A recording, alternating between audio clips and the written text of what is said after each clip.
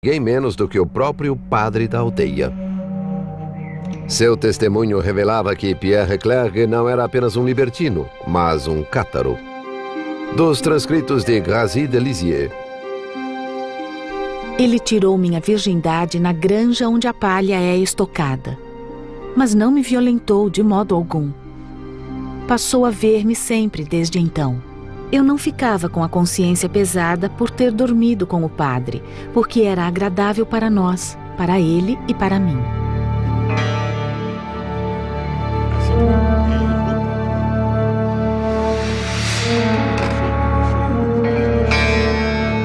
It was very hard for Fournier to crack the code when it came to Clerc, to prove that he was a heretic, or at least that he was a wayward priest.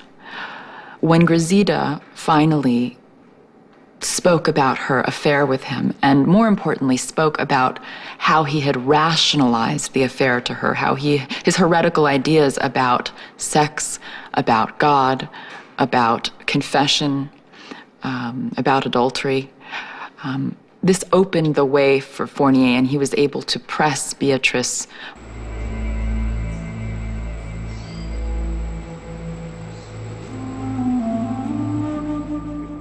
Enfim, em seu nono encontro com Fournier, Beatrice cedeu. A castelã corroborou o retrato pintado por Grazide de um padre mentiroso e venal. Contou a Fournier que ela e Pierre Clerc fizeram sexo diversas vezes, até na capela de Montaillou. Dos transcritos de Beatrice de Planissol.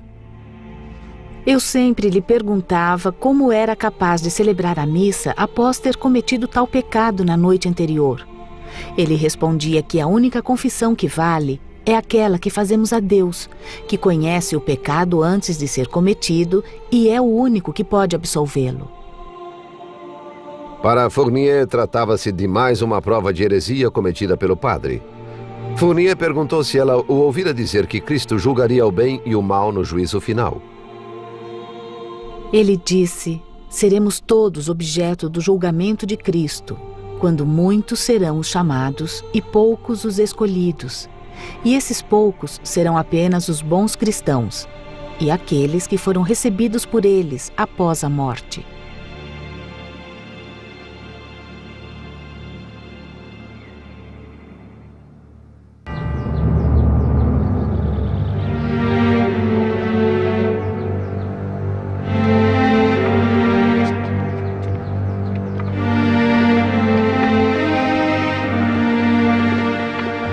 Domingo 8 de março de 1321, cemitério de Saint-Jean-Martyr, perto da muralha de Pamiers, o mais infame pedaço de terra em Languedoc durante a perseguição de Fournier.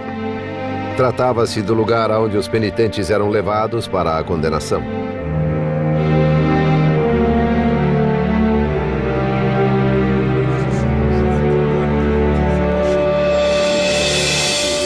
Alguns eram punidos com a humilhação pública, compelidos a usar a cruz amarela, o símbolo da vergonha.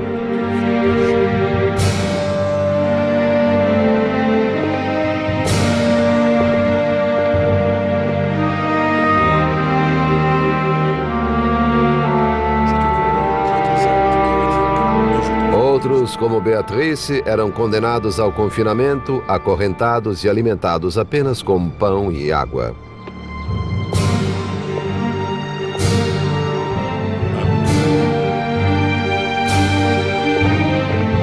Mas esses eram os que tinham sorte. Fournier foi, na verdade, um dos mais misericordiosos entre os inquisidores. Queimou somente 5 pessoas.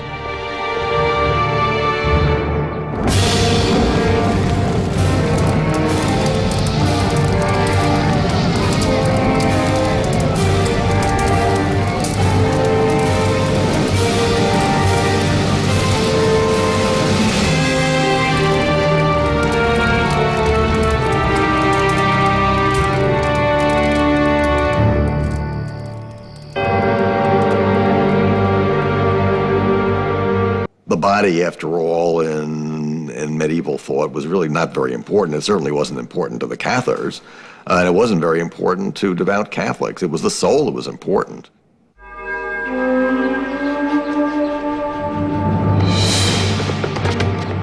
A prisão de Pierre Clergue ocorreu dias depois. Ele também foi poupado das chamas fatais, mas o modo como morreu, de alguma enfermidade, fome ou suicidando-se, nós não sabemos. O que se sabe é que em janeiro de 1329, o caso do insaciável e traiçoeiro padre de Montaillou foi reaberto pela Sagrada Inquisição. E ordenou-se que os ossos de Pierre Clergue fossem desenterrados, exumados pelas mãos de seus próprios familiares e então incinerados em público como um último ato de reprovação e vergonha. Foi uma violenta morte após a morte, ordenada pela Sagrada Inquisição.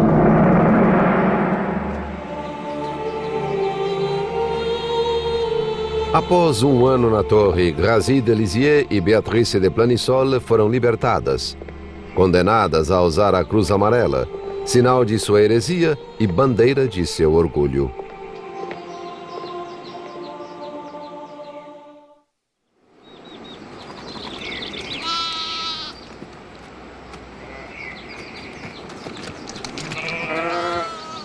Em 1323, apenas um cátaro de Montaillou permanecia solto. O pastor Pierre Maury foi um fugitivo durante 15 anos.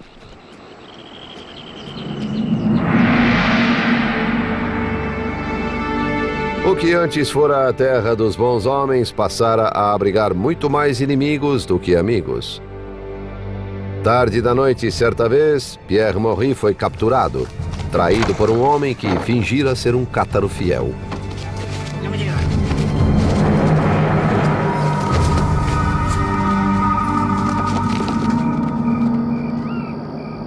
Apesar da cuidadosa manutenção de registros, o julgamento que Jacques Fournier fez de Pierre Maury perdeu-se na história. O destino que se abateu sobre o pastor, a torre, as chamas ou a liberdade das montanhas, nós nunca conheceremos.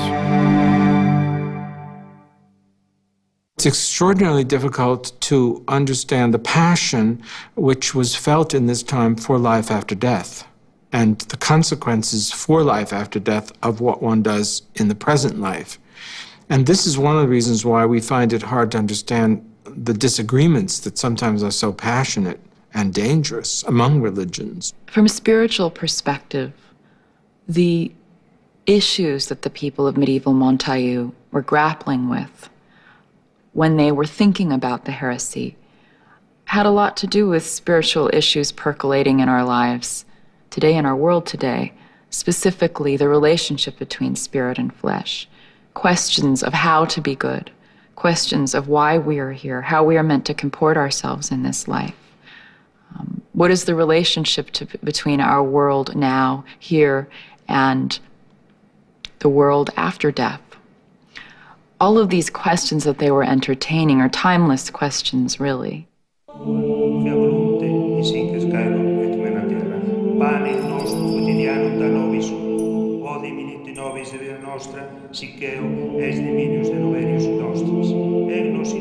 Em 1327, Jacques Fournier se tornou cardeal e 7 anos mais tarde alcançou sua maior ambição.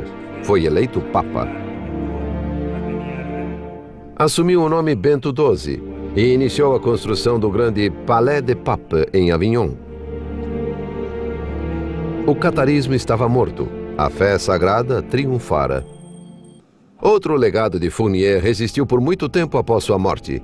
Trata-se de um legado que não foi construído com pedras. Ergueu-se nos transcritos de um judeu viajante, um rabino chamado Baruch, que acabou preso em meio a um terrível massacre. A multidão corria pelas ruas quando um grande número de pessoas chegou à minha casa gritando: "À morte! À morte! Matem todos os judeus! Sejam batizados ou nós os mataremos imediatamente." Vendo a fúria dessa gente e que eles estavam matando outros judeus que se recusavam ao batismo, eu disse que preferia ser batizado a ser morto. Sob as leis da igreja, Baruch tornara-se um cristão. Deram-lhe o nome de John, mas ele seguiu vivendo como judeu, o que fazia dele um herege sujeito à Inquisição. Fournier ficou fascinado com o caso. Em 1320, em meio ao interrogatório dos humildes cátaros de Montaillou, Fournier passou 59 dias em um brilhante e apaixonado debate religioso com Baruch, tentando convencer o hebreu da existência da Santíssima Trindade. Foi um duelo sublime, mas Jacques Fournier empunhava todas as armas. Deseja viver no futuro como judeu ou cristão? Desejo viver como judeu, não como cristão. Porque não me parece que eu seja um cristão. Quando foi batizado, apenas considerou esse batismo válido ou também desejou que o fosse? Como sou ignorante nas crenças dos cristãos, e como, ao contrário, conheço a minha lei, se ninguém puder me demonstrar, na minha lei, a lei dos profetas, que a fé dos cristãos está de acordo com eles, então não desejo acreditar ou absorver o cristianismo. Prefiro morrer a abandonar o judaísmo. No final, o inquisidor se cansou daquele exercício. Ofereceu a Baruch uma simples escolha: converter-se ou morrer. Durante os 2 séculos seguintes, essas 4 palavras ecoariam pelos Pirineus.